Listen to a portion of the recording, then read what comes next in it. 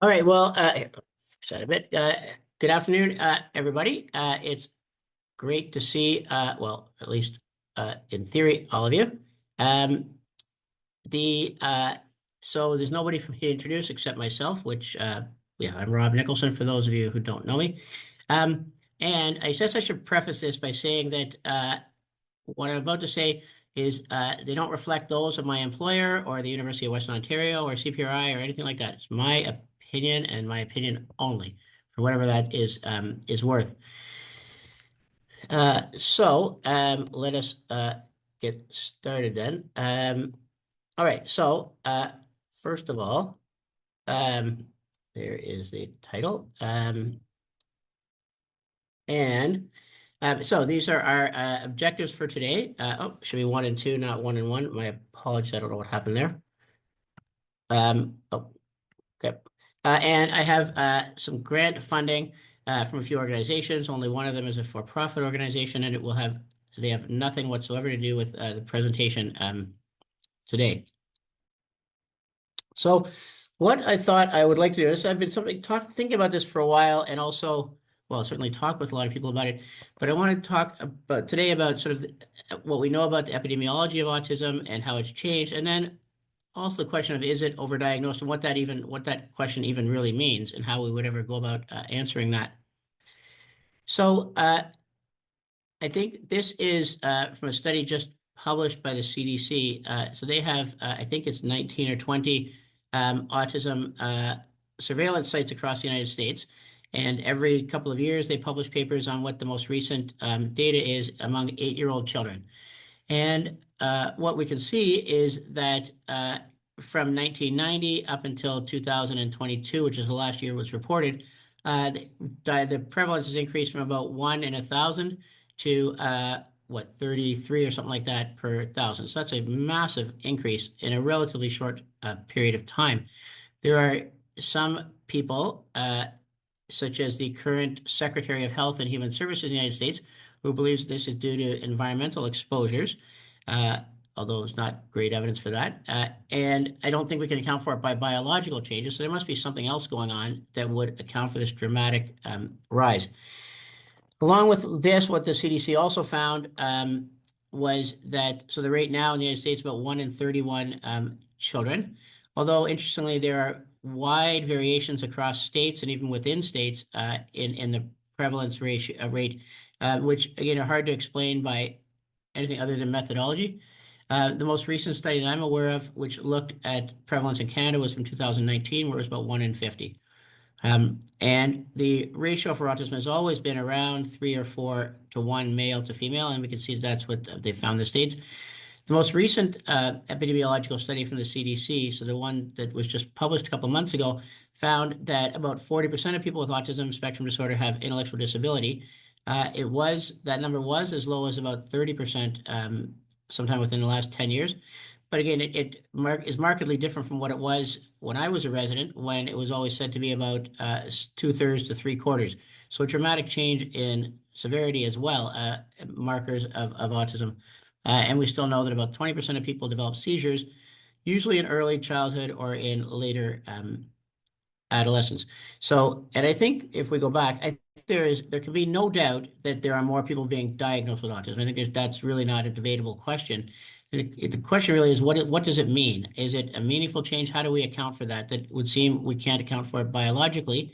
And I'm not sure we can, well, I don't think we can account for it by environmental exposures either. And the other thing that we notice is not only is the prevalence increasing, but we can see within birth cohorts it's changing. So this is a bit old now, but basically it looks at 3 different years in Minnesota. I think they used to have a really good surveillance program there. And you can see that in successive both birth cohorts, so people at the age of 6, whether they're born in 89 versus 91 versus 93, at the age of 6, 13 out of 10,000, as opposed to 35 out of 10,000 for people born a few years later. So that has really increased significantly over the years in terms of age, but also even within a birth cohort. So if we look at people born in 1989 across this study, that when I was a resident, I was always told autism is a disorder of early childhood. And yet we can see that the diagnosis rate is increasing significantly. So for people born in 1989, when they were assessed when they were 6 years old, the prevalence was 13 in 10,000, whereas by the time they were assessed when they were 11, that rate had almost tripled to 33 in 10,000. So a lot of people are being diagnosed later than early childhood, which continues now as well. So so the rate is increasing across and within birth cohorts. So as I say, I don't think there's any question that more people are being diagnosed with autism. I think the question really becomes, okay, how do we account for that? And there's been a lot of attempts to try and address that. So first of all, one explanation might be a differing diagnostic criteria, that the criteria have been broadened substantially over the years since 1980 when it was first included in the DSM, and perhaps more mildly affected people now are included who wouldn't have been in the past, and thus increasing the prevalence rate. Unfortunately, the way that we diagnose autism is almost sort of like this Yu-Gi-Oh card. In a way, it's just a league of uniform nomenclature that a group of people get together and they look at studies of autism and say, okay, what symptoms do we see in people with autism and what symptoms don't we see? And how do we come up with a way of diagnosing it to include people as much as possible and exclude people who don't have autism? And then it just looks at sensitivity and specificity. So it's not related to biology or perhaps reality. It's our attempt to put reality or to put some kind of sense or organization around something that cannot necessarily easily be described or explained away. And so that's where I think since autism was introduced in 1980 in the DSM, I think it has changed more than any other diagnosis. And it, in fact, has changed quite radically with each different iteration of the DSM. So when it was first included in 1980 in DSM-3, when DSM changed radically across the board, there were only 4 symptoms required, and people had to have all 4 of them. Problem is that it wasn't operationally defined as well as we would like, right? So what do gross deficits in language development mean? And what do bizarre responses to various aspects of the environment? So it's not as clearly defined. But I think perhaps in attempting to more clearly and operationally define it over the years, we've actually made it more difficult and broadened it. So we can see here that the criteria, pervasive lack of responsiveness to other people, which I think we would agree now that doesn't necessarily have to be the case, that there are significant problems with language development, unusual speech, and repetitive behavior and resistance to change. And so this, with the DSM, was probably when it was most narrowly defined. So then in 1988, when DSM-3R came out, it changed to a sort of buffet menu type of diagnosis. So in order to get a diagnosis of autism under DSM-3R, you have to have 2 symptoms from the qualitative impairment realm. So criteria A, 1 from the language area called area B, and then 1 from the area C, the repetitive behavior. And then, so there have to be a total of 8 symptoms altogether. You have to have those 4, 2 from A, 1 from B, and 1 from C, and the other 4 could come from wherever. The difficulty is, and I've never actually done the math on this, but I would assume if we looked at permutations and combinations, there'd be thousands and thousands and thousands of possible combinations of symptoms that would lead to a diagnosis of autism. And so it doesn't necessarily lead to any uniformity or better understanding, I don't think. And so then in DSM-4, when it came out in 1994, again, the diagnosis changed somewhat. So you still had to have, instead of 8 symptoms, you had to have 6. And 2 had to be from the qualitative impairment area, 1 from sort of social interaction, 2 from social interaction, 1 from communication, and 1 from repetitive behavior. So it was a bit more narrowly defined than it had been in DSM-3R, but still huge amounts of various combinations of symptoms that could lead to a full diagnosis of autism spectrum disorder, or autism as it was called at the time. And then in 2013, what changed now? So first of all, it was recognized that although there's always been this triad of symptoms that people seem to have recognized in people with autism, so the abnormal impaired social communication, impaired language development and communication, and then repetitive behavior. But the language and communication is really largely a social difficulty. So it was now, instead of sort of 3 groups of symptoms, there's only 2, the social communication deficits and social interaction problems, and then the restricted and repetitive patterns of of behavior as we see here. And so for a diagnosis of autism now, you have to have all evidence of all three of the problems in the A area, so the social communication and social interaction, and then two of the four repetitive patterns of behavior, restricted behaviors. I think one difficulty I see personally that the sensory difficulties that we see in people with autism, I think, are really non-specific at all. They're not specific at all, and we see them across early developmental problems. And so I think that since it's not specific in any way, it really is difficult because it automatically contributes to the diagnosis. But as I say, we can see that from each iteration of the DSM since 1980, it's changed really, really radically with each time. And I think I was at a talk by Catherine Lord a number of years ago, and she sort of was one of the designers, maybe the designer of the ADOS and the ADI. And she said that unfortunately what has happened in autism is that we've come up with these lists of things that children with autism should do that they don't do, and lists of things that they do that they shouldn't do. But it hasn't helped us in terms of recognizing and diagnosing autism in any kind of more formal or uniform way. So it's changed radically. If we look at schizophrenia, for example, over the same period of time, at one point they changed the wording. It used to say disorganized thoughts, and now it says disorganized speech. And I think that is one of the changes, but fairly minor. And the same with depression. It hasn't changed radically the way it has for autism. And the way I think about autism and I was talking with Evdokia Anagnostou, who's a pediatric neurologist at Holland Bloorview in Toronto, a year or two ago, and she was saying, and I think she's completely right, that when somebody with classic autism walks into an office, I think we can all recognize that very, very quickly. But if we have to define what it is that we see and what it is that makes it so obvious, I don't think we can actually do that very well. It's more of a gestalt. And so in a case about hardcore pornography, which has always been difficult for the United States to define because it's considered obscene and therefore not protected by the First Amendment. There was a case in the 1960s, I believe, with Jacobellis versus Ohio, and Justice Potter Stewart, his final conclusion is what we see in yellow here. And I think in a lot of ways, it is what I think we would have to say about autism, right? That I don't know how to define it, but I know it when I see it.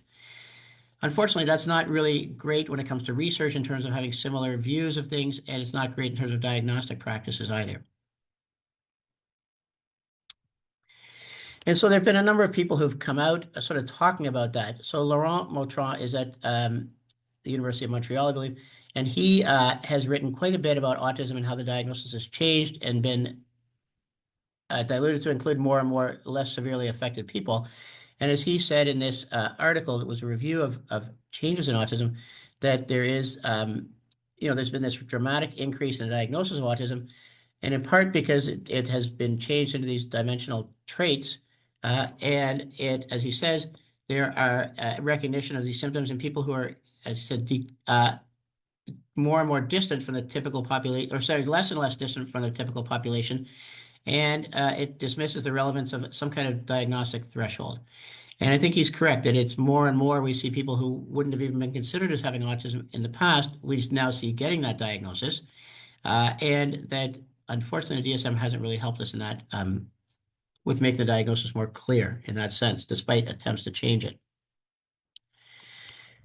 And similarly, I think this goes back to diagnostic practices. So Eric von Bonn, who is wrote this editorial in the Journal of Child Psychology and Psychiatry a few years ago, he was at McGill and he's now at the University of Oregon. He's an epidemiologist who's done a lot of work in autism and prevalence.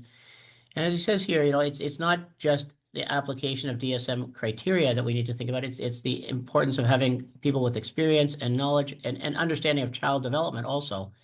And he says, it requires a process, not just looking at the test results, and looking at findings and looking at the big picture. I'm reminded of Louise LaRose, psychologist in London a few years ago. We were talking about psychoeducational assessments, but she was talking about how each piece of information, whether you're talking about the Vineland or the WISC or an interview, they're all pieces of information, but they're not the piece of information. And we need to look at all of them together in order to become quite certain about what a person's diagnosis is. Look at the big picture. Louise, you had a question?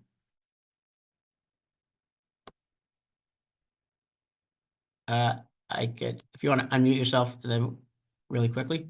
Sorry, no, I was trying to open something else. I apologize for interrupting. Okay, well, nice to see you though. So and as you can also see, and this I think is an excellent point that Eric made here in the paragraph above where I've got it highlighted. He just says that, that people can take their ADOS training to become reliable or certified, but it's not the same as having experience. And I really think there's nothing as important as good observation and experience. And that's the point he raises here.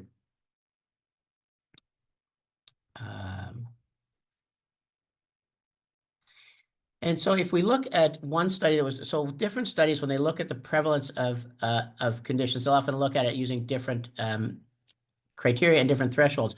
So for example, there was a study published recently, a couple of years ago, about attention deficit hyperactivity disorder. And they found a similar thing, that the prevalence changed quite significantly depending upon how rigidly cognitive and the criteria for ADHD were applied and how broadly. And so in this study, they looked, it was, I believe, in Finland or Sweden. It was in one of the Scandinavian countries. And they looked at autism using different criteria.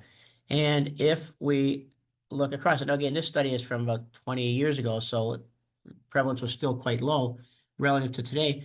But as we see, what they found was that if we go back to under using sort of Leo Kanner's criteria, which would have been, he's adamant about an insistence on sameness and the aloofness. And with that, it was less than 1 in 1,000 people was the incidence. Whereas using DSM-4 at the time when this study came out, it would have been more than 1 in 1,000. So it wasn't what it is now, but certainly quite a lot more than what would have been found using narrower criteria. And the sense that I have in reading through literature is that if we use really narrowly defined autism the way Leo Kanner did in 1943, that prevalence has probably never really changed significantly. It's probably still about 1 in 1,000 is my sense. But it obviously with the changing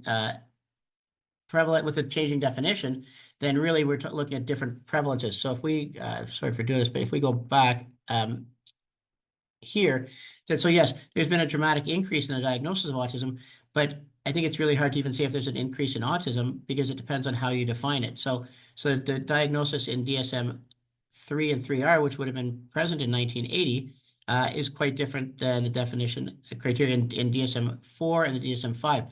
So in a way, even though we can say it's all autism, we're actually comparing apples to oranges.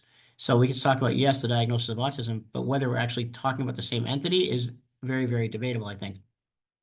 And I think a lot of research suggests that much of the change in diagnosis prevalence has to do with the diagnosis and the changing criteria. So a second area that may have an impact also, though, is the earlier age of diagnosis. So in the last 10, 20 years, there's been a real emphasis on identifying children younger and younger in order to have them involved in therapy, which hopefully to change the trajectory of their development and improve the long-term outcome. And because of that, if people are diagnosed at an earlier age, there's going to be a change in the prevalence depending upon what age group we're looking at. So, for example, this is, again, an older study, but it has a whole bunch of different birth cohorts. So you can see along the bottom the different birth years. And you can see that as time goes on, the mean age of diagnosis of autism changes. So in the sharpest peak here, the one with the black line, a solid black line, average age in this area was about 3, and that was for people born in 1994. Whereas if you look at people born in 1989 or 88, the curve shifts further to the right. And what that means, though, then is if we were doing a study of 4-year-old children, let's say, and their prevalence of autism, in the past, a lot of kids who would have been said to not have autism would often now be included as having autism, and so that's going to change the prevalence just because of the younger age of diagnosis. And one study out of Denmark found essentially that they this is from JAMA Pediatrics, but they found that the moving to a younger age of diagnosis seemed to increase the observed prevalence of autism in young children in more recent cohorts compared to older cohorts. So just a younger age of diagnosis also seems to have an impact on prevalence. And as we've moved younger and younger, perhaps still not young enough, but younger, that's going to also improve or increase the prevalence. Having said that, the CDC, they generally look at 8-year-old children in their studies, and so that wouldn't account for it entirely, but may contribute somewhat. So a third area that could contribute to the change in prevalence is the idea of diagnostic substitution. So, for example, when I was a resident, I remember one of the things that was discussed was the fact that in England and in the United Kingdom and Europe, compared to North America, the people who we may be more likely to diagnose as schizophrenia as having schizophrenia in Europe may have been more likely to be diagnosed with bipolar disorder. So we have different perspectives on things, and we've seen that as well over time with autism. So in the past, this is from Judy Crone. Oh, sorry about the slide. Who and doing some work in California, but what we can see is what they would have called people who would have been diagnosed with intellectual disability in the past. That rate has actually come down over time. This is from what 87 to 94, I think. Whereas and almost the reciprocal, I think, of the curve for the increase in autism. So they sort of parallel each other. No, not parallel, but they sort of seem to explain each other. And it's possible that a lot of people in the past who would have been diagnosed with intellectual disabilities are now being diagnosed with autism instead. It's a bit hard for me to understand that completely because intellectual disabilities, autism is not an exclusionary criteria for intellectual disabilities, that people can have both. But certainly it seems that these two curves are related to each other, that as autism has increased, intellectual disability has decreased. And so that changing of diagnosis from one to the other could also account for the increase in prevalence that we see.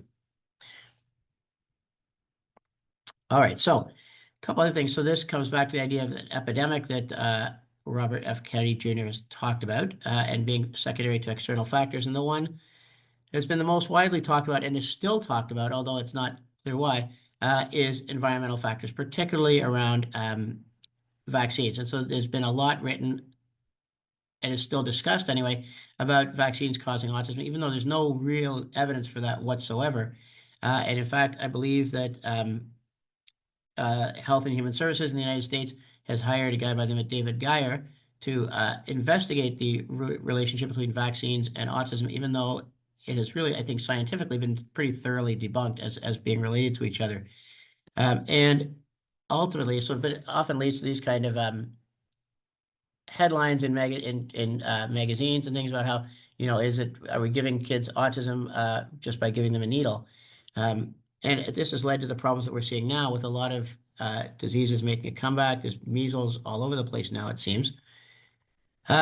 And I say there's absolutely no relationship from epidemiological studies. So in one study done by Eric von Bahn also, they looked at a variety of places where they were able to look and see people who compare people who had the received the MMR vaccine and people who hadn't, in part because they could look at times in some places where the date that the MMR was known, at a very specific date, you could look at people who were diagnosed before and after that. And you can see that certainly in 3 epidemiological studies and then one by where it says present there, that would have been this particular study that Eric did. And then combined would be all the studies together. And what you can see is that among people who had the MMR vaccine, there was actually a non-significantly lower risk of developing autism relative to people who hadn't received the vaccine. And so epidemiological evidence seems to go against the idea of vaccines being the cause, and it's autism. Vaccines are not the cause of the rise in autism. I think one problem with this, though, is and again, Eric, I think, was giving a talk. He really said it nicely. He said that, unfortunately, emotion trumps science 100% of the time. So people can go on the news or on in journals and write all we want about scientific evidence that suggests there's no relationship. But if parents see something, or if they have a neighbor who says their child has autism because of vaccines, that's going to carry way more weight than any research paper is, unfortunately. And that's where it really becomes, I think, as a professional, it's our job to sort of discuss these things in depth with people at some level and talk about what directly to people rather than just more broadly.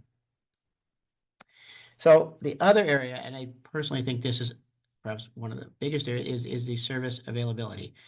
So in looking back at the slide, the graph I had originally at the beginning showing the increase in diagnosis of autism over time, that graph started in 1990, and that's when the increase seemed to start.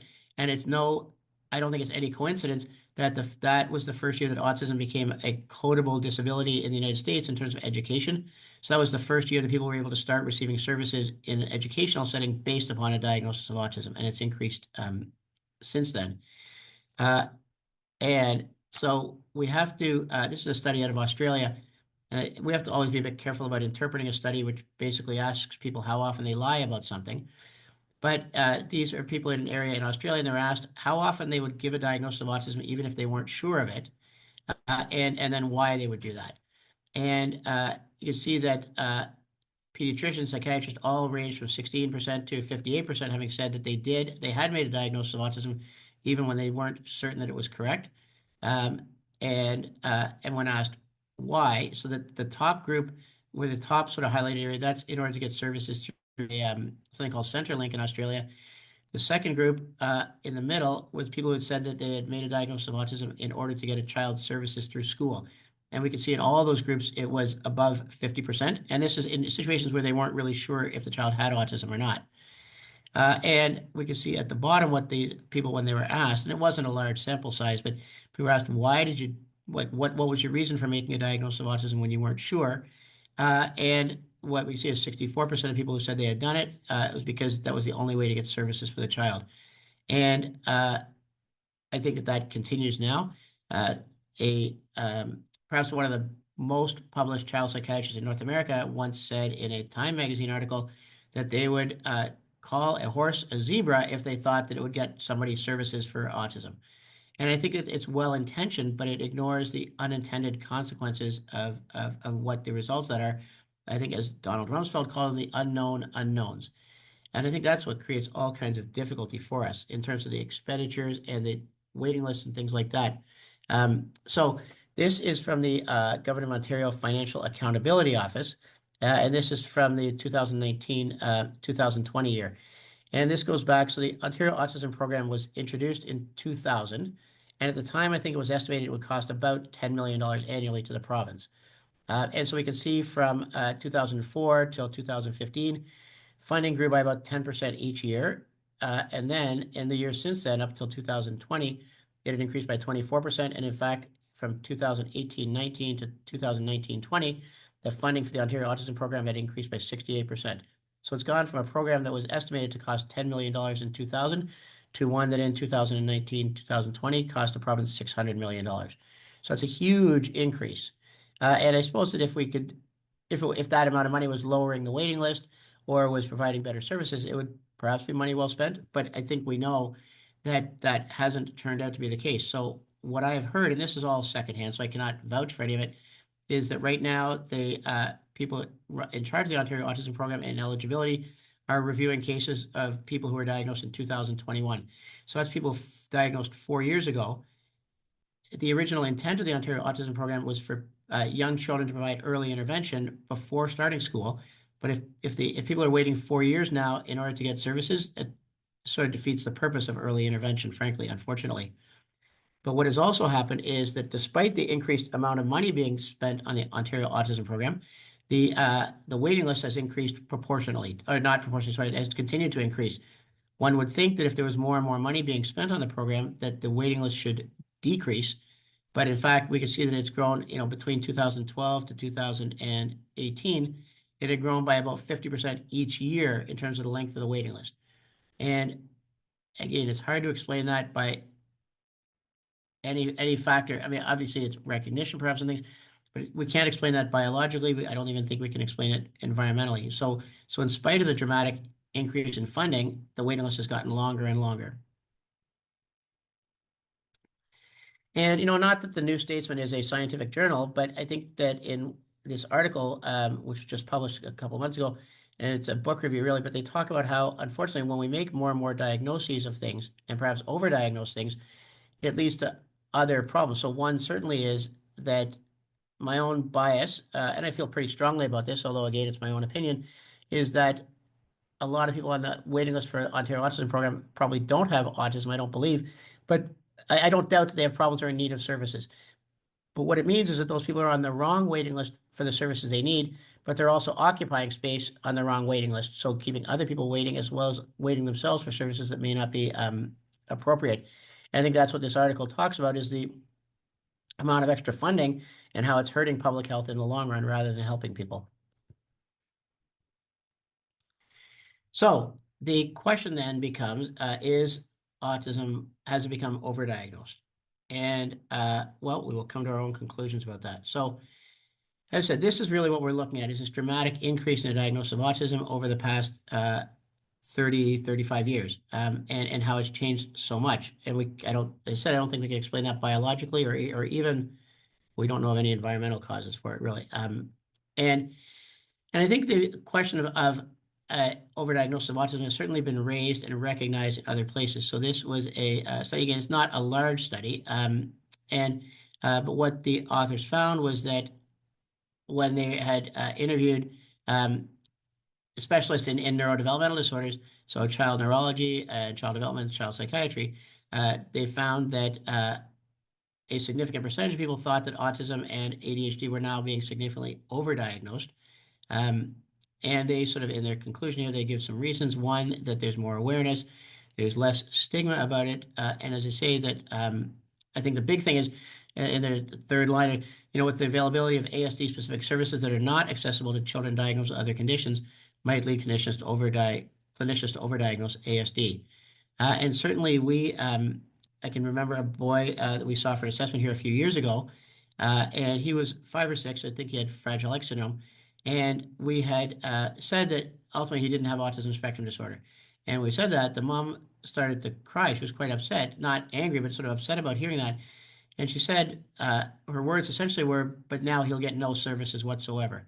And I didn't want to agree with her out loud, but unfortunately that often is or has been the case, that people who don't have autism or who don't have a diagnosis of autism may not necessarily get the same level of services, despite this similar needs in many ways. So just a couple of studies that have actually looked at this, though, and it's hard to say, because when we talk about whether autism is overdiagnosed, first of all, we would have to have a gold standard against which to compare the diagnosis, and we really don't have anything like that in psychiatry. But then we would have to be able to say definitively whether somebody does or doesn't have it, and whether it was correct. I mean, it would take a huge amount of work, and it's probably not possible. But so this was one study. You see that Eric von Bonn is one of the authors there, and this is in Oregon as well. And what they were doing was they were recruiting subjects for an MRI study of people with autism spectrum disorder. And so they looked at when people were referred and when they were seen, they had an assessment to confirm the diagnosis of autism. And what they found was that almost 50% of the people who were referred for the MRI study, about 50% did not meet the criteria for autism as rated by experts in the field. And what they found was the people who, what they call ASD minus here, so people who didn't have ASD, they found that they were, they had higher IQ scores and higher rates of other psychiatric disorders, including anxiety disorders and disruptive behavior. And that questionnaires, which I don't think are helpful for autism, didn't really differentiate the groups. And so again, they said that, and Eric in his other editorial had said that this may be evidence, or could be considered evidence, for an overdiagnosis of autism spectrum disorder. The other study, which I think is really interesting, and with all the questions, I will come back to them at the end maybe. But so this is from JAMA Psychiatry. I think it was 2018 or 19. I'm not sure, but it was done by Laurent Mautrat and his group in Montreal, and they looked at they did a meta-analysis of studies looking at autism and sort of symptom severity over time. And what they reported was that over time, with different birth cohorts, that over a few decades, what they found was that the difference between people with autism, or people who were diagnosed with autism, and people who didn't have autism seemed to become smaller and smaller and smaller. So the difference between people with autism and healthy, unaffected people became less apparent, suggesting more and more people who were less severely affected were being diagnosed. And I think this is referred to often as diagnostic creep, where people who in the past wouldn't have been felt to have a condition, over time and with sort of diagnostic revisions and things, become felt to have it. And I think Laurent is quite outspoken about this, and his belief that autism is changed for a variety of reasons. And so I think it's a really interesting way to look at it. I came across a few studies looking at ADHD and whether it was potentially overdiagnosed. One of them looking at something similar. So they looked at changes in hyperactivity and inattention on rating scales in people diagnosed with ADHD over the past 20 or 30 years. And they found that the difference between controls and people with ADHD in terms of hyperactivity and inattention has become less and less over time. And I think that they reported something like 40% of people wouldn't have met the criteria for ADHD in the past, and also had no what they refer to as abnormal behavior prior to being diagnosed with autism, or sorry, with attention deficit hyperactivity disorder. And so this is again another editorial from Laurent, just talking about how that diagnosing people with autism who are increasingly, as he said, rather than being increasingly similar to people who don't have autism, he's talked about them being sort of increasingly distant from what we would consider as classical autism. He's saying it hasn't really led to any clinical benefit for people, so our treatments are not any better. They're not any more specific, and they really haven't at our understanding of autism and the biology of it hasn't really improved either at all. So it hasn't led to changes from Laurent's perspective in things that we might consider to be really important. And so just so Alan Francis was one of the people really involved in DSM-4 and DSM-5. And this is from an interview with the New York Post, so which again, to the best of my knowledge, is not a scientific journal.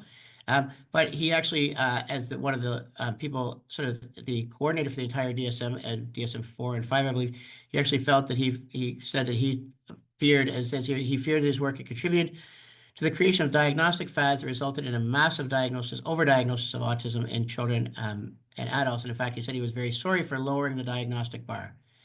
And again, so Laurent is also quoted here talking about how there are these vague definitions and ambiguous language. And eventually he says that that autism is now too high in the hierarchical classification, and it coincides with, quote, just having a social problem. And I think clinically, I think that that has been my experience as well over the last 20 or 30 years. I realized that I'm not necessarily, I guess I could be accused, maybe have been accused of being outside the mainstream for this, but I just think that as our diagnosis has drifted over the years, it's become more and more problematic, and there's been more and more demand for services among different groups as well. And, you know, I think that when I was first started here at CPRI in 2000, I came across a chart by somebody in Mervyn Fox, who used to be the pediatrician in charge, the head pediatrician at Thames Valley Children's Center. He wrote this on somebody's chart once, and it has always stuck with me. And I think we've forgotten about it in a way that, you know, not every oddity of personality and temperament needs to be explained by a psychiatric diagnosis. Some people are just different. And I think that that has been forgotten in the last 20 or 30 years also. So why don't we stop there? I could prattle on and on, but I think rather I would like to hear what other people's thoughts are about these things.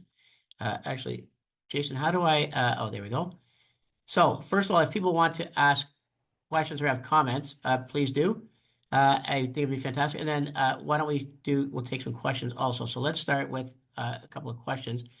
So the esteemed Dr. Ryan Stevenson wrote, his question was, so with autism changing so much more than other diagnoses, how does it interact with diagnostic rates of developmental diagnoses going up across the board in different diagnostic categories? So that's a really interesting question, Ryan. So it certainly, in addition to autism, that there's been reported increases in Tourette syndrome and ADHD. And it's an interesting question, actually, because really the diagnosis of ADHD has not changed that much.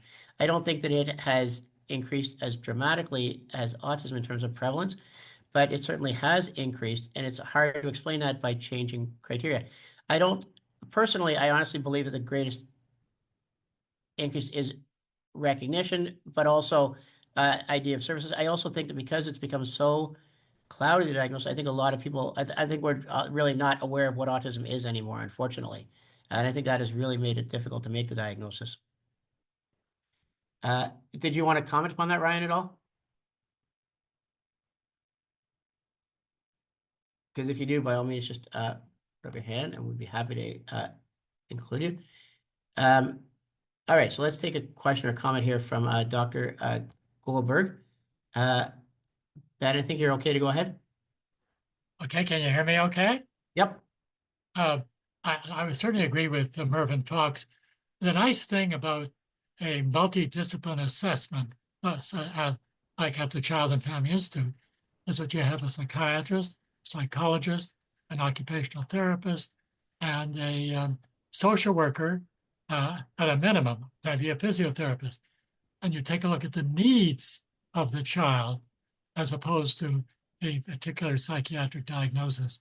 So I think if one takes a look at the needs and not necessarily the diagnosis, then uh, that leads you more into uh, fulfilling what the child and the family needs. So perhaps we overdiagnose uh, from a psychiatric standpoint, but not, but I think if you have a multidisciplinary team, then you take a look at needs analysis as opposed to just the diagnosis. Yeah, I think that's a really good point, Ben. And so that's where when that study looking at people who'd been referred for an MRI study, what the group at Oregon did, they talked about their consensus diagnosis. So they would have a number of people see the child and do, the autism diagnostic interview and autism diagnostic observation schedule and just spend time clinically with the child. And then everybody would get together and sort of review their findings. And so it's not just one opinion. And I think that's personally one of the problems with the autism diagnostic observation schedule now. It has become almost biblical in terms of its proportion and in its use. And it's as though that if you meet the criteria, that you must have autism. And it ignores the importance of clinical experience and judgment. At the beginning of the DSM, I don't think it's in DSM-5, but there was up until DSM-5, if it's not there now, there was a little statement at the very beginning saying just because somebody meets the criteria for something doesn't mean they have it. And just because somebody doesn't meet the criteria for something doesn't mean they don't have it. The clinical judgment should be the most important thing. I think the DSM system in and of itself has also contributed to this because I think people just look at it and check boxes without looking at sort of what each thing means and understanding how they all fit into each other and normal development and things like that. That's an excellent point, Ben. Thank you. Julio, do you want to go ahead? Okay, I unmute myself. Yep. Yeah, okay. No, you unmute me. Rob, that was a very motivating talk, and I wanted to ask you a question because the external factors, of course, the vaccine was the obvious one, and of course, this is shown that this is not a factor, but there is other things like, for example, we know that preterm babies now they survive, and we know that there may be certain genetic conditions that they may not have made it in the past, or combinations of genes or things like that, and they may include genes that predispose to autism. And now maybe we have a more diverse genetic pool that is including those things that may be because selection is shut down. So if the preterm babies are, and they may not have survived otherwise, like 50 years or 60 years ago. So what do you think that is happening there? Because a lot of these children, they have also preterm, they're preterm, a lot of, especially the ones that they have intellectual disability too. What do you think about that? You think that there is a more genetic diversity in a pool, and we're seeing more genotypes that translate into phenotypes that contain these autistic features, and therefore there is more of them, despite of all the other things that you said about the diagnosis. Well, so I think obviously it's not purely genetic, Julio. And I think, whether there's more genotypes, I would defer to what you would say on that compared to my thoughts, because you know way more than I do about it. I think that certainly, kids who are born very preterm, I think there's evidence that they have a greater risk of developing autism later on. I don't know how much that contributes to the overall prevalence of autism, though.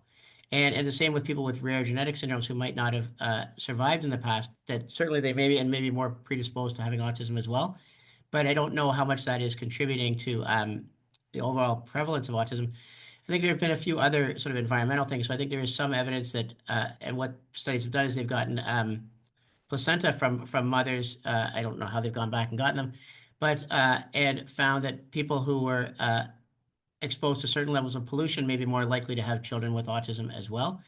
I'm just not certain, to be honest with you, Julio, and you might know better than I, how much that actually contributes to the prevalence. I'm sure that it certainly in part contributes to it. And by no means am I saying that the entire explanation is due to desire for services and things, but I think that my hunch would be, and this is based on no evidence whatsoever, that it would be largely due to the contribution of preterm babies and rare genetic syndromes is probably not that significant, although I don't know that for sure. But certainly it's a meaningful number. It's not a zero number, that's for sure. Thanks. Is that fit with your thing, or what do you think about it? Yeah, no, I absolutely think. I mean, I was trying to say if there is any study that they look into that, because I haven't found much of that. And of course, the genetic part, because it's so hard to measure all of that and the heterogeneity. But I thought that there is maybe an evolutionary angle here that is playing a role.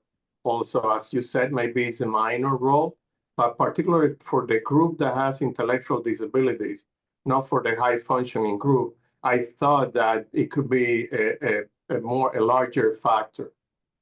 It could be. I mean, and then one would think with genetic syndromes that's going to be the case. I just don't know, and I truly don't know what the prevalence of that is. That we can find out, but I think the difficulty with all those things too, though, is that how many people with autism haven't had genetic testing, so we don't even know if they've got those syndromes in certain areas.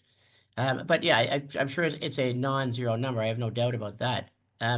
So just a couple of comments. So Hassan Hawilo, I apologize if I pronounced your name incorrectly, just made a comment that it's really unfortunate that there is this sort of increased wait time despite the dramatic increase in costs and expenditures on autism, and that logically there should be, with more money being thrown at the program or given to the program, there should be a shorter and shorter waiting list. And it's not, and it means that people, again, with who there is evidence that intensive behavioral intervention or early intensive behavioral intervention can help change the course of development, are not able to access those services at a young age the way they would have been even just 15 or 20 years ago, unfortunately.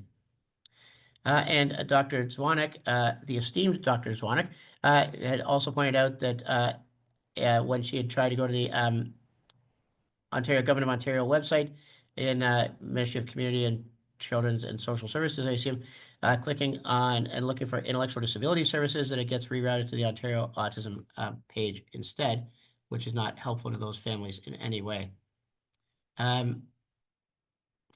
So then one other comment by Anonymous. I've had a number of patients point to some research showing that ASD may present differently in females versus males, with less focus on A symptoms and more focus on B symptoms. Is this something you've seen more of in your practice? Is there any difference in your diagnostic approach for males versus females? So this is a huge question that's come up a lot in the last 10 years.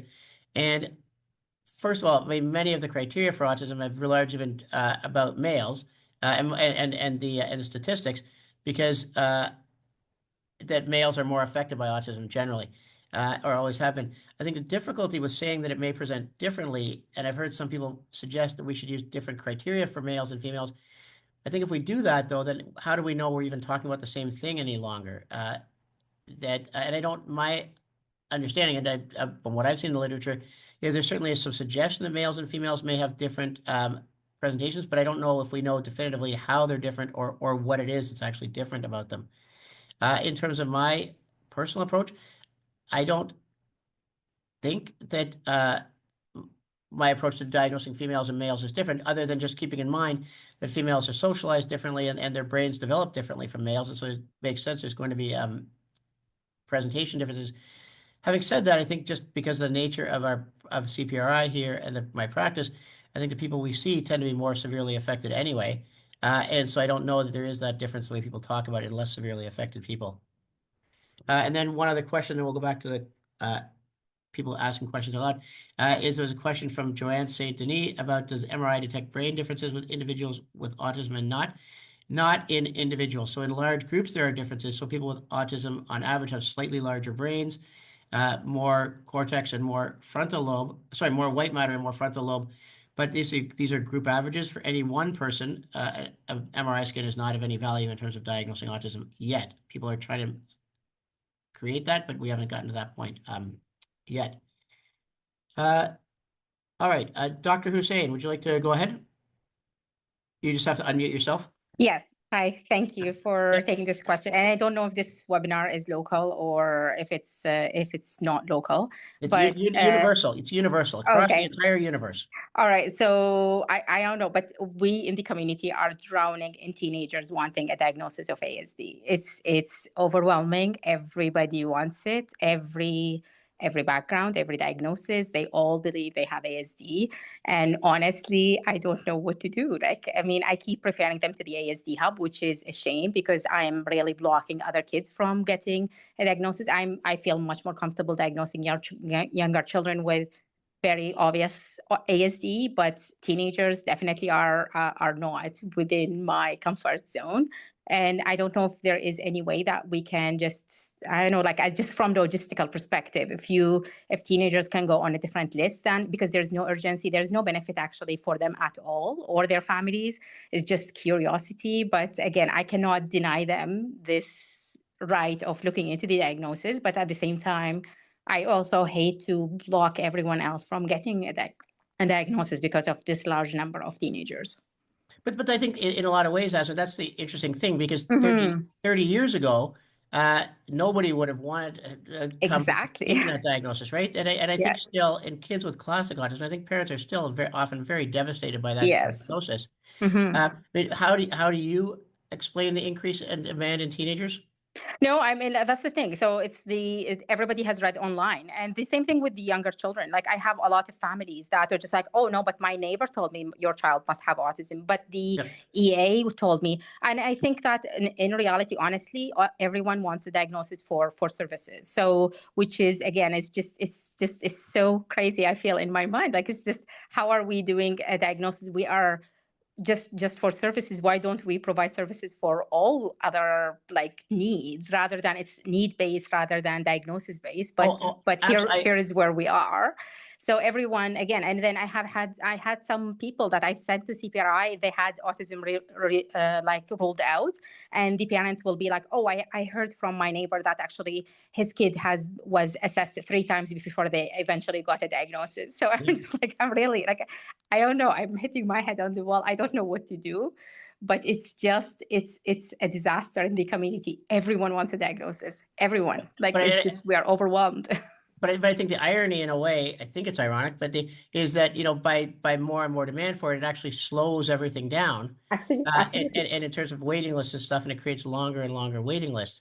And it's not just that, it's just even like affecting the trust of our patients in us, because a lot of our patients, like, honestly, like I highly doubt they get a diagnosis eventually by someone here or there or somewhere else, or they go to Ottawa or they go to Toronto and they get the diagnosis. And then they come to me and it's like, well, you said he didn't have ASD. He obviously has it. So now, like, they don't have trust in my assessment. Now I almost like, it's almost gaslighting us. Like, it's like, do I know even ASD or am I missing it? So, but I think that's the question. I think because of these changes and the broadening and stuff that I think we've lost sight of what autism is in a lot of ways. Exactly. And it is, and I think, yeah, I mean, I've had patients come and say, well, my friend says that they think I have autism, which in and of itself is a rather bizarre comment to make. But I think that's what seems to drive a lot of things. Absolutely. And has become a problem everywhere. And I think if people, and I understand why people might make a diagnosis for services, but I probably are motivated by the best of intentions, but it also, I think, raises questions about integrity and also the meaning of the diagnosis. And does it become eventually just a meaningless phrase, which is what I kind of worry about. So then again, like, just from logistic perspective, do you think that there is a possibility of like stratifying, like making different streams for different level of concerns even? Like, I don't know, like, I mean, we can send a referral. Can there be on the referral thing saying that highly suspicious or reassure family? So again, these will end up on different lists and these ones will be prioritized over these ones. I mean, I can talk with people here about that. I think that there would be an issue. I can't speak for management, but I think the whole idea of everything being equitable and fair becomes an issue then, and people say that perhaps that's not equitable. And I don't know how people would feel about being put on that waiting list that you're talking about. Yeah, but I don't know. Like, I mean, before, I remember, like, we used to have like we would refer people. They would be triaged over the phone by CPRI or TBCC or someone, and then they will say, oh, likely we will bring them for assessment, or not likely we will not bring them for assessment. This is lost now. It's now coming down on our shoulder, which is fine. But again, I cannot turn down the people. They keep like insisting and insisting and insisting. So I have to make that referral. But Yep. if there is a way that I say like I'm really making this referral not because I believe they have ASD, but because they believe they have ASD. They have no reason, but they believe it, and then that's why I'm putting it.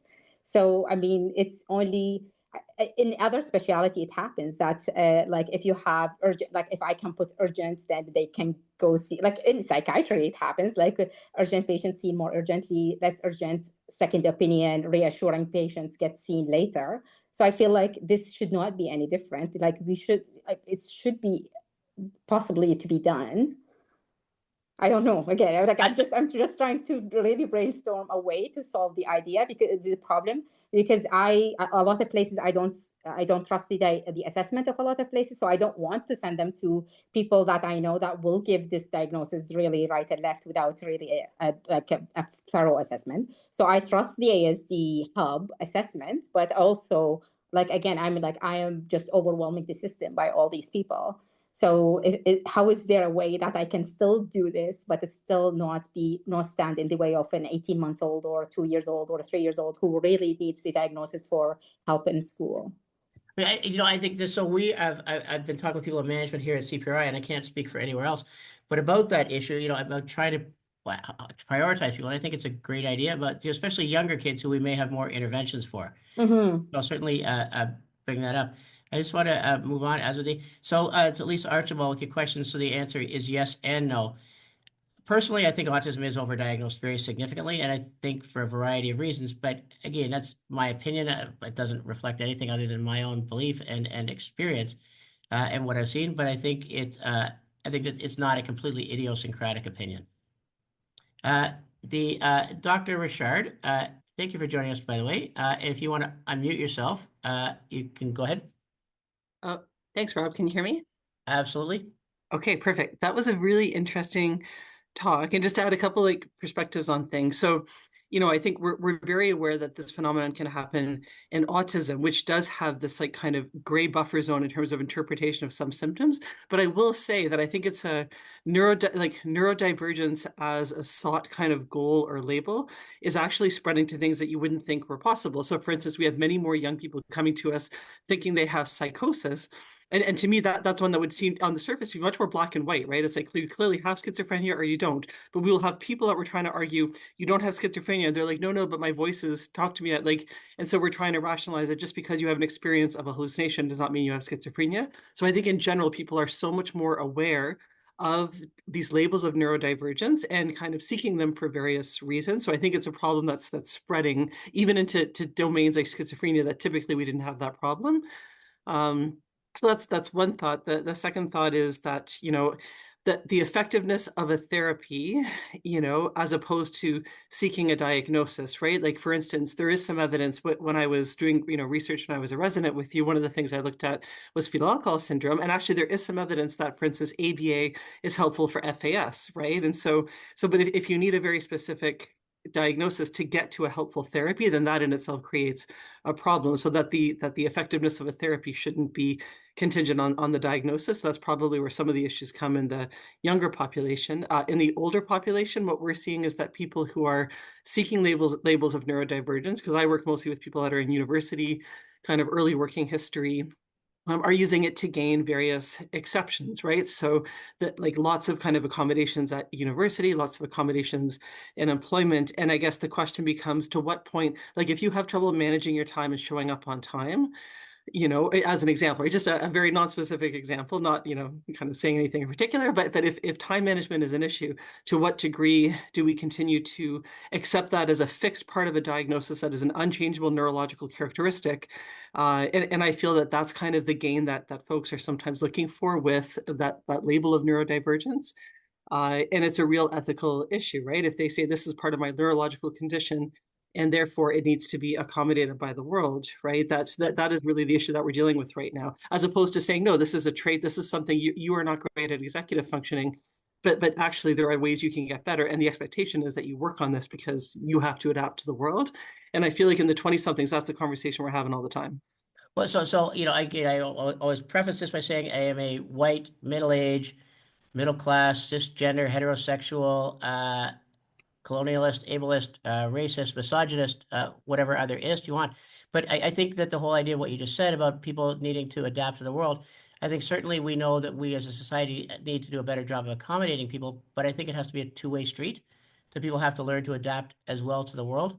And I think that in some ways has been forgotten. There was something in the Independent, a British newspaper on the weekend from Francesca Happe, who is, it was an interview with her. She's a psychologist in England, but she was saying she believes now that over 50% of people in England may identify as being neurodivergent. And just when you think about statistically what that means for more than 50% of people to say they are not typical, when in fact they are typical if it's more than 50% of people.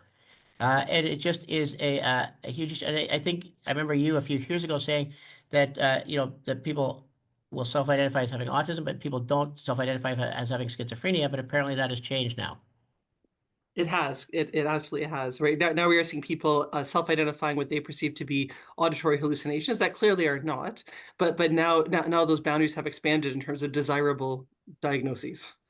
Well, and it is interesting, yeah, about what is fixed and what we have to accept. So I was giving a talk a number of years ago for disability officers at universities across the province, and one person brought up a case of somebody who was doing a master's degree, and they had an allied health profession, and they had a neurodevelopmental disorder, which resulted in significant problems socially and behaviorally. But they also were told they could not fail this person for things because they were accounted for by a neurological disorder. And so they really didn't know what to do. They couldn't pass this person, but they couldn't fail them either. And I think it probably creates a lot of problems for people along those lines. But when you tell people ultimately that you don't think they have autism or a schizophrenia, what happens to them? So again, I think like similar to what the previous commenter was saying, there's a phenomenon. I probably spend more time than you on social media, so I'm seeing kind of where this is headed. I'm assuming maybe you spend time on Instagram and TikTok as well. No, mostly on MySpace, actually. Okay. Oh my goodness. Oh, Rob, that's painful to hear. Yeah. But what we are seeing, right, is unfortunately there's a group of kind of fairly vocal advocates, but that is actually getting away from what the core diagnosis is. So like those of us in this space, we know what true primary autism looks like. And so we can say, why would you want to be in that club? Like that's a devastating neurological illness. Similarly, I work in schizophrenia all day. I could be like, trust me, you don't want to be in this club. But unfortunately, people that are taking some elements of these diagnoses and making it into a new thing and running with it are shifting it into a thing it is not, but then trying to validate the new thing, kind of like what the previous speaker was saying. It's almost like this form of, gaslighting, where it's like, no, like we've taken the definition and we represent the new version of the definition. Whether or not you or I agree is irrelevant, right? And so in a way, it's when I say you don't have schizophrenia, they're like, oh no, I have a psychotic disorder. It's my definition of a psychotic disorder, and so then it becomes this like interesting, phenomena of, well, who owns the diagnosis of this? Like, I'm pretty sure I like own it, quote unquote. I went to med school. I like work in schizophrenia. But they're like, no, like I have psychosis. It's just my version of psychosis. But then because they are fairly vocal, and open about it, the danger is then they actually kind of take the narrative to the point where the actual thing is left behind, right? So that's on social media, I see that happening. So that's kind of the curious thing that's happening. Yeah, and my experience has been in the past, if we say people don't have autism, they will go somewhere else and potentially eventually get that, or will argue that we're wrong about it. And it's a different world than it would have been in the past with regards to that for sure. And so Peter Cordell, by the way, Peter, I realize I haven't replied to your email and I will, but it's great to hear from you or see you, at least your name. So Peter asked a question about commenting on autism and gender diverse people. And so first of all, Peter, I mean, what I would say is I think a number of more classically autistic people that I see as they get older, especially people with intellectual disabilities, I'm not certain they're aware of what their gender is, which makes me a bit curious in people with classic autism. But I think a lot of the question about autism and gender dysphoria, there's been a couple of studies, although not conclusive, that have suggested that among people with who have gender dysphoria or transgender, is a higher rate of autism spectrum disorder and vice versa. But I think there are other studies which show the opposite, that it's not, that it's not increased. And so I think there's a lot of questions about that. But what I have seen personally is that a number of people who, because they have gender dysphoria, then say, well, I have gender dysphoria, autism is increased among people with gender dysphoria, therefore I probably have autism, and wanting assessments around that. And it goes back to, I think, what Julie and Asma were saying about, social media, what people are seeing there and what their friends are saying. And it is interesting. And well, I'm sure it doesn't only apply to psychiatry, but I don't know how often people would argue with a surgeon about whether they had an inflamed appendix or not, or something like that. And I think it's perhaps because we don't have any hard findings in autism or in psychiatry, it's much, much harder. I mean, if you have any other thoughts on that, Peter, I would love to hear from them. And I'd like to hear how you're doing. But Dr. Pavry, if you would like to go ahead, all you have to do is unmute yourself. Yep. Hi, Rob. I'm Hi, happy Daisy, to how are hear you? your conversation. Thank you very much. I'm well. And take care of yourself too, because I think that most of the psychiatrists and most pediatricians are also overwhelmed. Yep. The comment that I have is that our society in North America demands so much of perfectionism in every field. And it's hypocritical right from the beginning, from, say, med school. Everybody is trained to work 29 hours, even in a 24-hour day, and lack of sleep, etc., kind of thing. And it eventually takes a toll. And the people who are supposed to be healers are burning out. Now, I think that we have these same expectations in kiddies as well. So basically, the kids will be saying, oh, I have autism, or I have this change is very stressful, but they have been raised in a rigid fashion. So there's variability. If the train doesn't come in India for 2 days, it's okay. People get used to it and they stand at the station and wait till the next train comes by, kind of thing. But it certainly wouldn't be tolerated in Toronto downtown. So I think it's that change in our society mindset that would really help, and not catering to everybody's needs. But I tend to agree with you, Daisy, but I don't know how you say that without being roundly castigated by people and really criticized for that. Not that it concerns me, but I just think that there would be a lot of people who would disagree vehemently with you. I'm not one of them, but I think that would be the issue.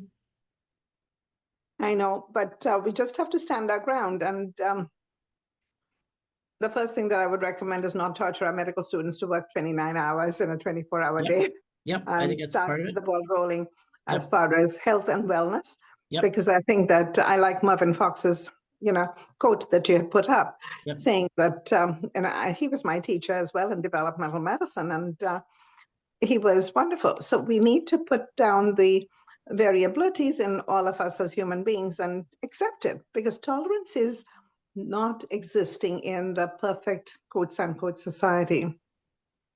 No, but I think also recognizing that a diagnosis doesn't need to be used to explain every problem. And that sort of leads into, again, from Northern Ontario, Dr. Richard Painter, the famous Dr. Richard Painter, has joined us. And he said, that if I was appointed a benevolent dictator, which is one of my life goals, what would I do to solve the complex challenges of overdiagnosis of autism? And so I think that, first of all, we need to come up with a better phenotype, a better description of autism. But I don't know if that's possible, given how difficult it is defining social interactions and what is an atypical social interaction.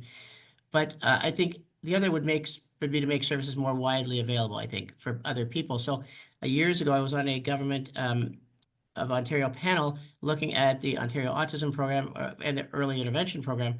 And Wendy Roberts, who's a pediatrician in Toronto, I thought it was a great idea. She said, at least when it comes to younger kids, there should be sort of a more wider availability of early intervention for kids with any early developmental problem. And then, and everybody who had problems would be eligible for it. And then as people got older, if it became clearer and clearer that they had a diagnosis of autism, then they could be sort of shunted off into a stream to get more autism-specific services. But I think if people were aware that they were going to get services anyway, I think it would lead potentially to less diagnoses being made and people wanting them less. I don't think that would help with older people, so adolescents and adults who perhaps are looking for ways to explain themselves and their difficulties. But I think it would lead to a more fair distribution of resources and lead to less feeling that the diagnosis need to be made for services. But that is a very costly proposal, and I don't know how we would fund that. But I don't, again, Richard, if you have any thoughts about that, I would love to hear them. And then Dr. Mastrangelo from here at CPRI. So I think Julia, so her comment was, many people I talk to or see online who have been diagnosed with autism or diagnosed themselves express they have to work harder at social interactions than other people.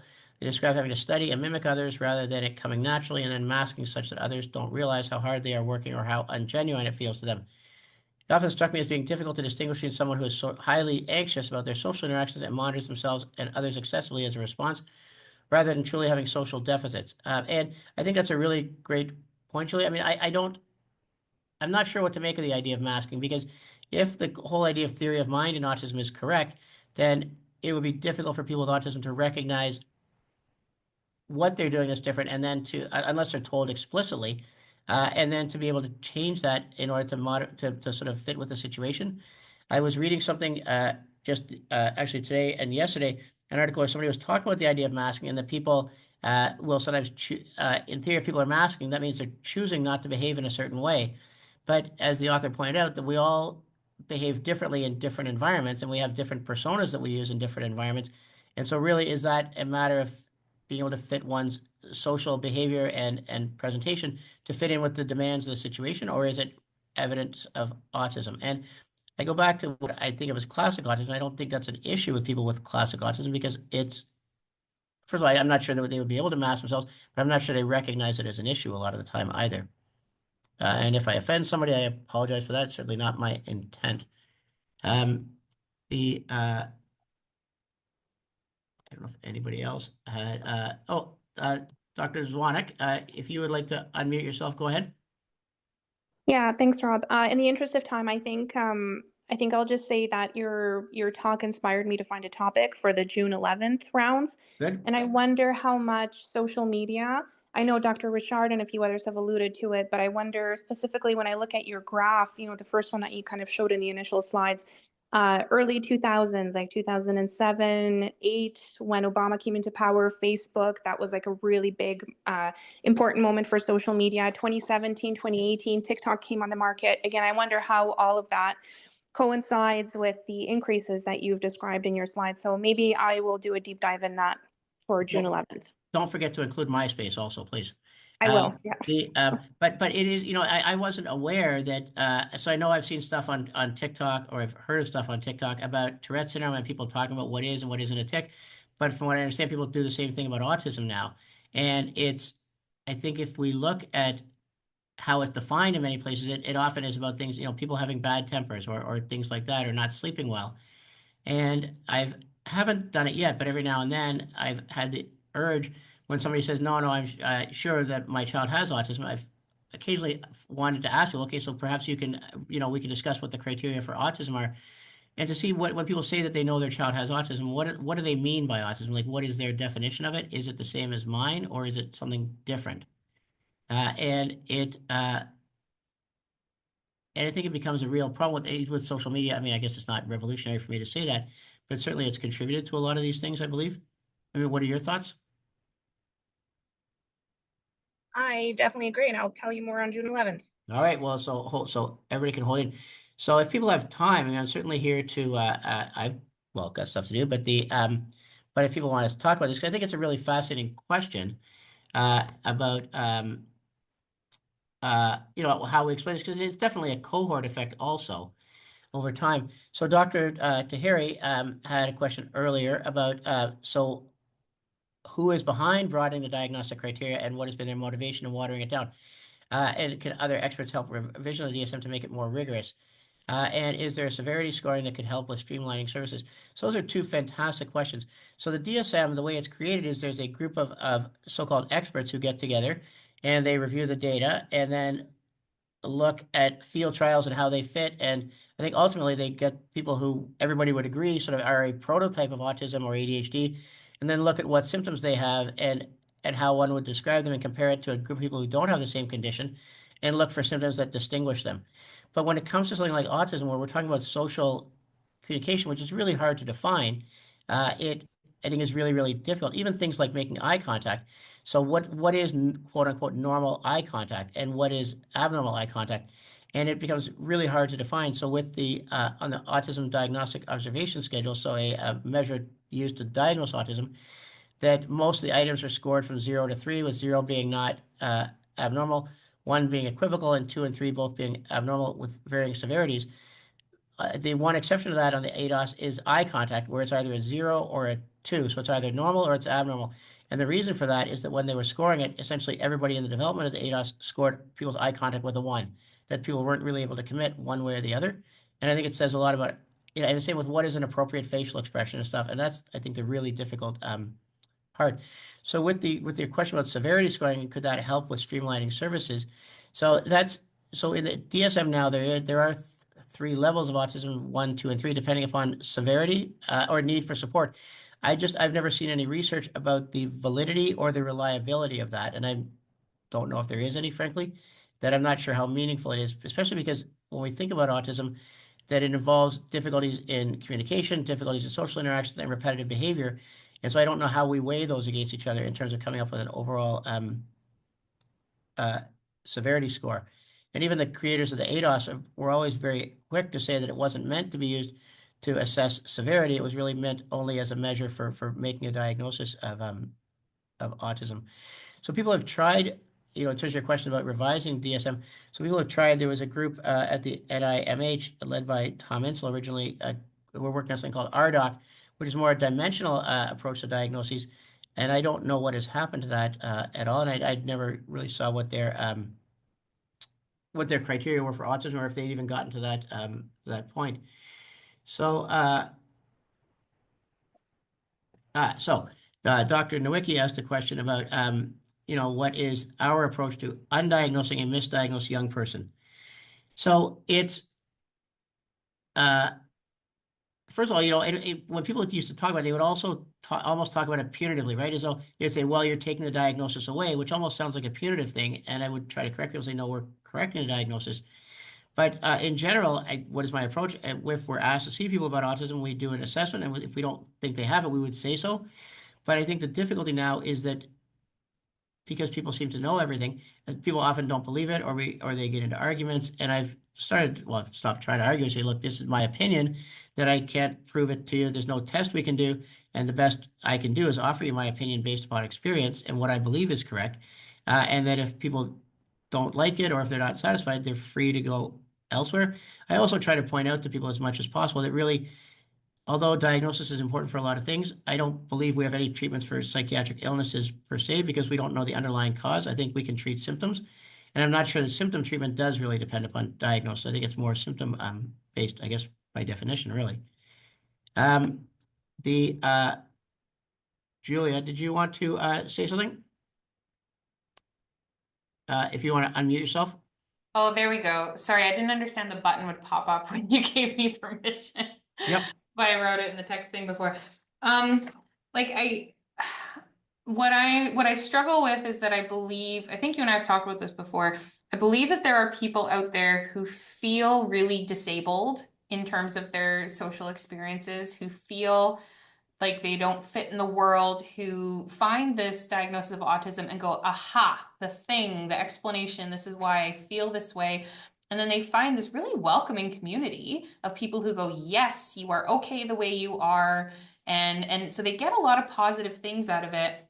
And I don't necessarily want to deprive people of whatever comfort they can derive from feeling like they belong to this community or whatever.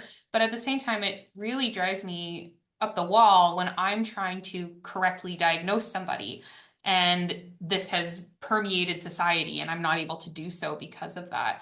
And so my thought was we almost do need 2 diagnoses. We need one for these people who feel this way and maybe have specific symptoms or whatever that are similar to but separate from what we would consider classic autism. And I don't know how we help these people and also have research that makes sense, because half the time when I look at a research study about children with autism, I seriously question how many of those kids actually had autism, and does this apply to the kids that I see who do, No, I agree completely with you. And I think that's where the sort of the problem of services becomes the huge issue that I think, but also with research. So if there's a lot of kids, let's pretend that I'm correct for a moment, and that a lot of people who don't have autism get that diagnosis, I don't doubt that they have difficulties and need help. But if there should be some kind of category of people, we're not certain what's going on with them. We don't know diagnostically for sure what the issue is. We know that they need help. And so we get, sort of, again, it's psychiatric disorder not otherwise specified or something like that. But just that would ensure people get help. Because then I think right now, if people are given a diagnosis of autism, any future follow-up studies, they're still going to be listed as having autism regardless of whether it's correct or not. And it makes it really hard then to do other research saying, okay, what about all these people who maybe don't have autism, that there's something going on? It'd be nice to be able to do, 30 years from now, to be able to look back and say, okay, what actually happens to these people? Now that we have a lifetime of history, can we look at them and see if there's any clear patterns that develop? But we won't be able to do that now because they all have a diagnosis of autism, and that's how they will be labeled in research. I worry that we're so far gone, there's no way out, but maybe you're more optimistic. Well, I'm not sure I am. But so this goes, so Eric Toyota, one of the residents at Western, he said, that if some of the increase in autism, or if the increase is due to diagnostic creep and altered thresholds, how do we get back on track? And I think that's a huge question. I think that, so when I finished medical school in 1993 and said I was going into psychiatry, I think out of my medical school class of about 130 or 140 people, 5 of us, I think, went into psychiatry. And I think it was clearly at the time looked down upon by some people as sort of a poor cousin, so to speak, of the rest of medicine. I think that's changed significantly, but I think at the same time, we've now bitten off way more than we could chew. And by sort of making everything sort of pathologizing normal human behavior a lot of the time. And I don't know how we put that genie back in the bottle, unfortunately. And in fact, even the DSM, in the current DSM, it says, in describing the diagnosis of autism, says if people met the criteria for autism once, or if people have a historical diagnosis of autism, that they should be, or Asperger's syndrome, that they should still receive that diagnosis, even if they don't meet the criteria anymore, which makes me wonder then what the point of changing the criteria are. And I think perhaps one thing is that I think as psychiatrists anyway, and as allied health professionals, it's not our job to determine what services are available. We can certainly make recommendations and strongly advocate for things, but I think our job should be going back to finding out what the truth is, whatever that really means. And I think because we've gotten so hung up on services, no doubt with the idea of wanting to help people, I think, but it's made it, I think we've sort of gotten so far out there, and because the diagnosis has changed, I think that, as I say, people have lost sight of what autism really is. I strongly believe that we should go back to being very, very narrow and rigid and only referring to autism as those kids who are very classically and generally quite easily recognized. I think that would help with research findings, and I think it would help with perhaps developing better treatments and services. But I'm also quite aware that that is not going to happen anytime soon, unfortunately.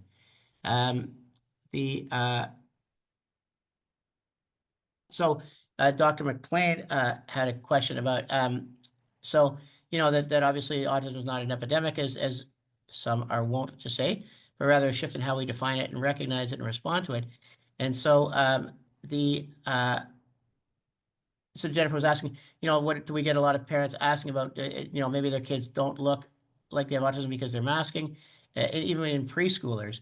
And I say, just the idea of masking, I think that people with autism, with classic autism, may be told, look, don't do this because it's going to look unusual or people may not accept you. I don't know, in theory, if we believe the idea of theory of mind, whether or not people with autism or classically defined autism are able to recognize that. Certainly, I don't know if a preschooler would be able to recognize that. I would think not, given their age and developmental level. It's the same thing, though, Jennifer. People used to talk about how their kids have been taught how to pretend. And I've always thought to myself, so if you're taught how to pretend, first of all, if that's the case, it shouldn't be flexible and done in a variety of different ways. But also, if you're taught how to pretend, that's not really pretending at all, and it should be, I think, fairly recognizable from people who are truly pretending. There's a question here also from Jeremy Chitpin on the any thoughts or appraisal on the Heffler study of 2024 on in JAMA Pediatrics about early life digital media experiences and development of atypical sensory processing. And what Jeremy reports here is that the authors make an argument around environmental exposure to screens leading to sensory hyper and hyposensitivity, and whether or not that may lead to people seeking out a diagnosis of autism. And even just does the amount of screens lead to social and emotional difficulties in people because they're not interacting as much? And I think that's a really interesting question, which I think we have a study that would never be allowed by any ethics board of all the people who were 3 and 4 at the start of the pandemic, and what impact it's going to have on their social and emotional development as time goes on. I think the other issue, though, Jeremy, with the sensory stuff is certainly people are getting different sensory inputs, and during the pandemic, for sure, because people were on screens a huge amount of the time, and that has unfortunately persisted. But again, I think that one of the difficulties with the sensory stuff being totally non-specific is that if parents see, oh, my child is bothered by noise, and they mention it, people are often going to bring up autism. And not that I would ever want to extrapolate from myself to the rest of the human race, but when I was a kid, if my mom bought me a new T-shirt or a new shirt of any kind, the very first thing I would do is cut the tags off, and I still do, frankly. Thankfully, they're printed on now a lot of the time, but I cannot stand the feeling of tags on my neck, and I've never worn a turtleneck sweater in my life. I don't know if people even do that anymore, but I've never worn one because I couldn't stand how it felt. And to the best of my knowledge, I don't have autism spectrum disorder, but I think we also know that people with ADHD, people with Tourette syndrome, people with all kinds of things can have different sensory experiences. And so it's not specific in any way. And I think that also contributes to some of the misunderstanding about autism or the misperception of it.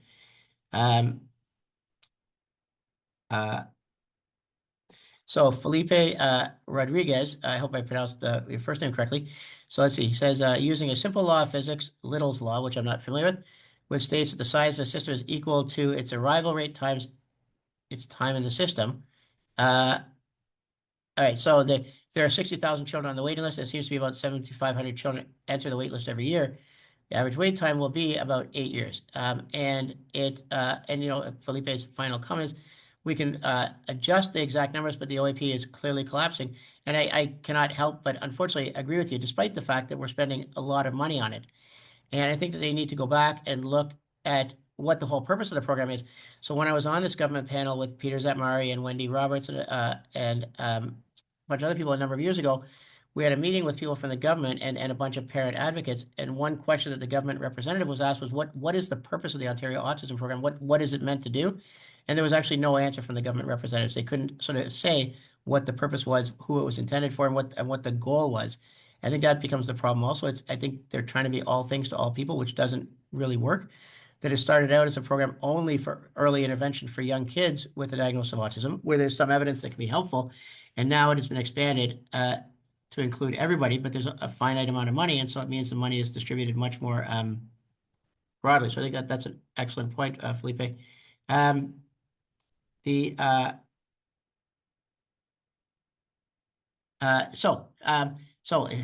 It says here Claire Mitchell, but then it says Dr. Needle. So Emily, I'm not sure if that's you or your mom, but it says, is there a correlation between screen time use and autism diagnosis?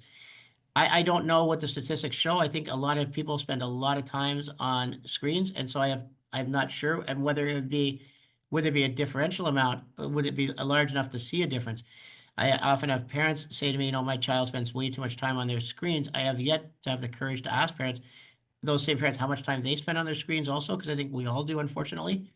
I think what I do see in a number of patients with autism, what their parents say is that if they try to take their kids' screens away, that they get emotional outbursts and a lot of emotional dysregulation. And I think that leads parents to not want to take it away because it creates difficulty, and so it becomes self-perpetuating. Unfortunately, when you asked here, Emily/Claire, do you think there's a new diagnosis emerging for social deficits because of screen time use in children? I don't know, and I guess I would pretend I'm a good psychiatrist and ask what your thoughts are about that, if you would like to share them. So, question from Shazia Khan. Is there a way to advocate for needs-based funding instead of diagnosis-based? I don't know. And I remember talking with somebody here at CPRI years ago about how school boards and things, they often need, even though life is not easily categorizable and people aren't either, sometimes there has to be a yes or a no that unfortunately can't just be based on needs. And I don't know how we would change that, but I think it's a really excellent question. It'd be nice to do. And I don't think that we aren't the first people to suggest this, obviously, that it's been suggested. And I don't know how the government would view that at all. And then Adita Robolowska from CPRI. So the question is, from a trauma-informed perspective, I'm curious to know how many kids might be showing behaviors that are adaptive survival strategies as a result of some trauma or neglect from their caregivers, that is being labeled as ASD or even ADHD. Is that being talked about? So certainly, it goes both ways. I think there is fair amount of data to suggest that children with autism and other neurodevelopmental disorders are more likely to be to have traumatic events in their life, either from bullying and being picked on or at home. But also, and there's also some evidence that I don't know about necessarily traumatic abuse, let's say, but I think there's lots of evidence from Romania and Eastern Europe orphanages that severe neglect can often lead to symptoms that look very much like autism. But if that neglect is removed by a certain age, I think 2 or 3, then children often seem to show a significant improvement, whereas if it's after that, it may be later. So I think there's been a fair amount looking at that. Unfortunately, those are really severe cases of neglect. It's not, I mean, these are children growing up in orphanages with hundreds of kids and 2 nurses or something like that to look after them. And so they don't get a lot of the, I think they have their physical needs met, but not their emotional needs at all. And I think it's that kind of thing, hopefully, is prevalent here. But I think that it is a difficult question to answer. I think that certainly people have looked at it. As I say, there's evidence that people with autism are more likely to be traumatized, but I don't know about the opposite. Is it more likely to be causing it? I don't, other than neglect, I'm not sure how it would lead to autism, but I've never really thought about it, to be honest with you. It's tough to consider that. Agata, did you want to say something again? Sorry, I shouldn't say, do you want to say something again? If you would, makes it sound like you're monopolizing things. If you would like to say something, by all means do. If you're still there even. No, I wasn't going to say anything. I was just listening. Oh, okay, your hand was up. So the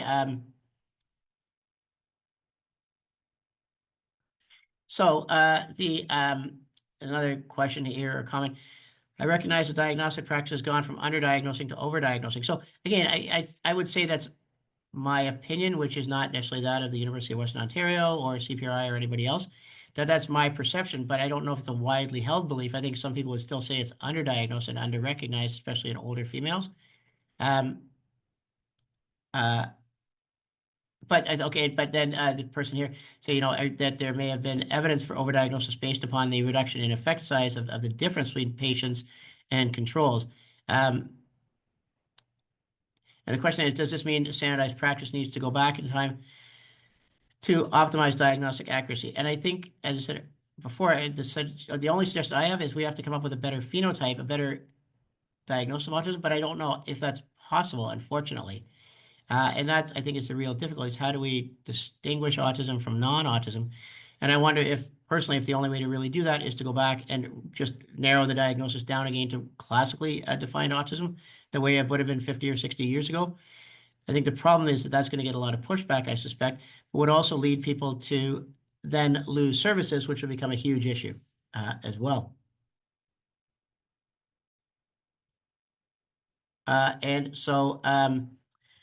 So Diane Rogers had something here. So Diane is a social worker, Agata, and she had comment here. There's a book, The Anxious Generation, by somebody named Jonathan Haidt, H-A-I-D-T. So H-A-I-D-T, Jonathan, which talks a lot about social media and its impact on mental health. Was a suggestion there.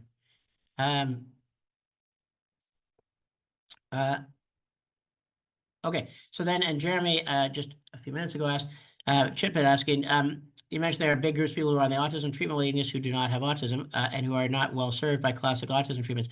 So again, not that I'm worried about pushback or blowback, whatever, but I think that that's my opinion from what I've seen. And I don't know how to explain the dramatic increase in the waiting list despite a lot of extra funds being thrown involved in the program.